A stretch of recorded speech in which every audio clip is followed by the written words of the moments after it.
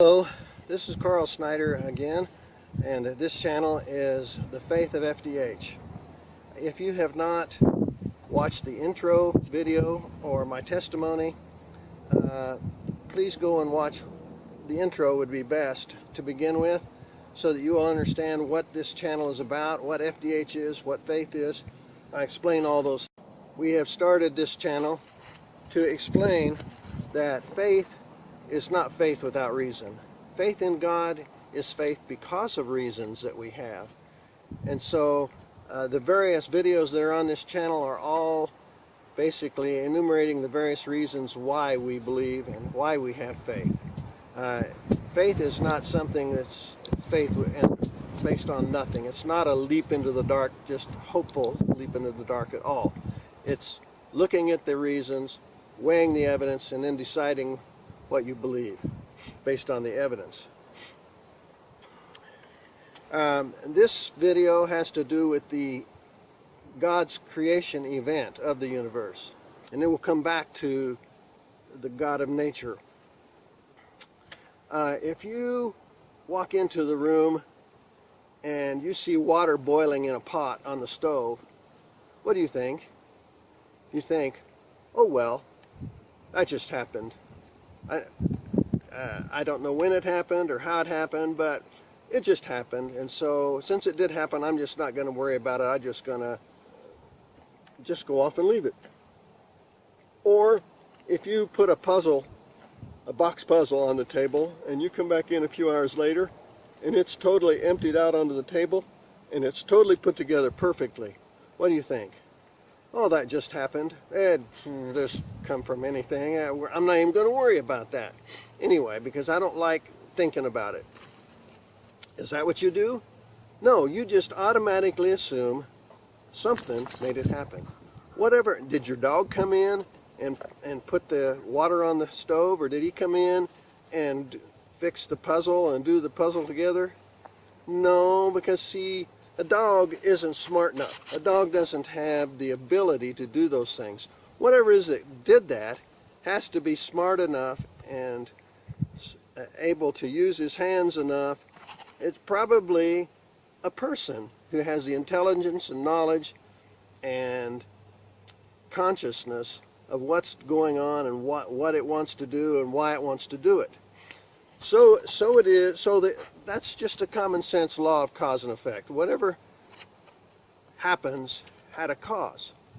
Well, but what about the world? Shall we just say, oh well, it just happened. We're just lucky. We won the lottery. Yeah, in fact, in order for all this to happen for no reason and no purpose, it would be like winning the lottery 5 times in a row with one chance in 5 million each time without buying a lottery ticket. It doesn't happen. It's just not going to happen. And so when I say, if you listen to my testimony, you'll find that the question is, why is there something rather than nothing? What caused all this? Is it nothing from nothing? No, and I discussed that at length. But, so how do we know? Well, what do we know from science?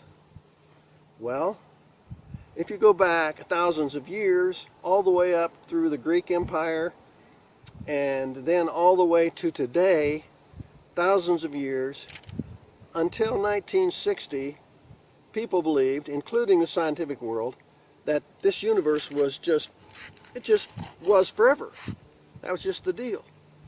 But you know what happened? Well, what happened was Albert Einstein came up with the general theory of relativity. And then the Hubble telescope got to looking around, and they both came to the same conclusion. No, it wasn't forever. It came into being in a split second about, and people disagree with this, but let's say about 13 billion years ago. And so, well, what caused that then? And so now we're left with that question. But has there ever been anybody that was real, has been right all these thousands of years? Yes, the Bible's been right. Genesis 1:1, who was written back thousands of years ago, says, "In the beginning, God created the heavens and the earth." And in John 1:1 through 3, it says, or 1 verse 3 says, "Through him," referring to Jesus, the Son of God, "through him all things were made." And so the Bible had it right thousands of years ago. It had it right in that it's saying that it didn't last forever, it didn't exist forever, and that there was a point in time when it was brought into being. So science now agrees with that.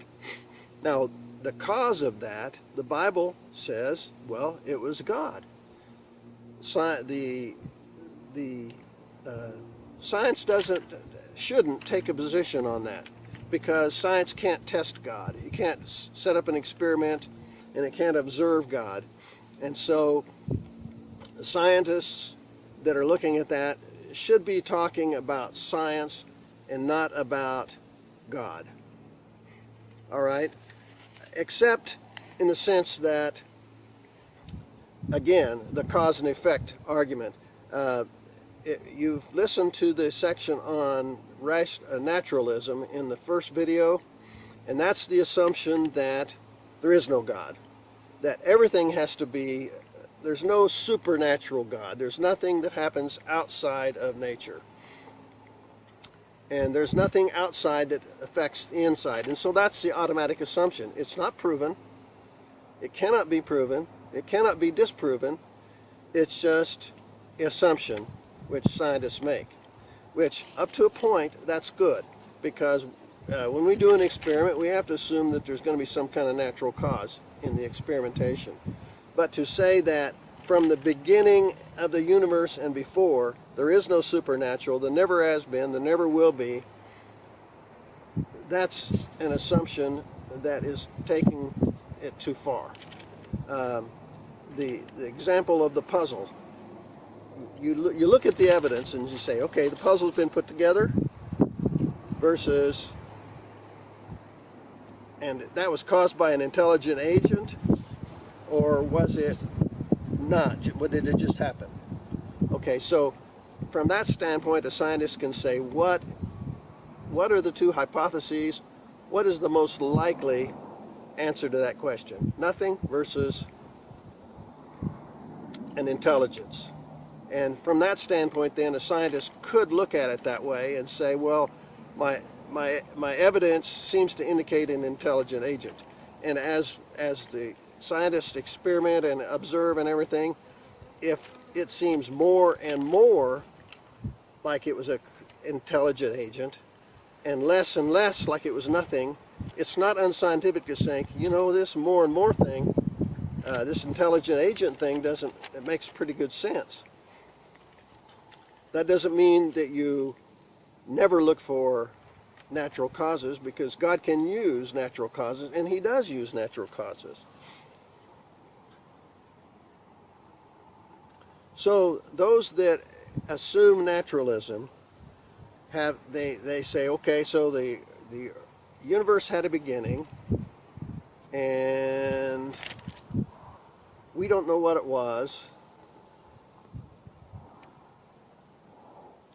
and so, but because it can't be supernatural, therefore we just have to say, well, we don't know. And there are many atheists, and not all astronomers and scientists are atheists by any means, but there are atheist scientists among them that will say, well, yeah, it really looks like it was intelligent. In fact, our universe is just full of examples of unlikely events that did happen, but because it can't be supernatural, we just can't accept that, and we can't even consider that as a possibility. And so what we believe is that the universe was created by God 13 billion years ago in probably the Big Bang. We can accept that. And although there are some Christians who don't accept that, they still accept the intelligent design part.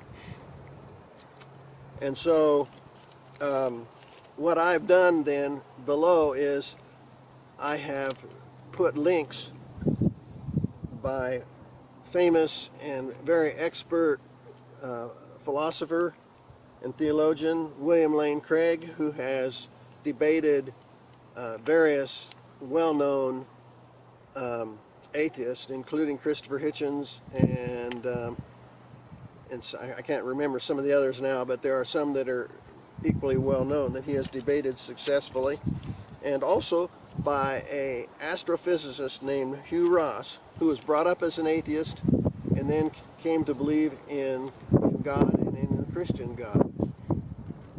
And so I put links down here which will spend more time and have probably a much better explanation than I have given. And so please watch these, please respond, ask questions, we can converse on this. So thank you for visiting me, and hope that you continue on our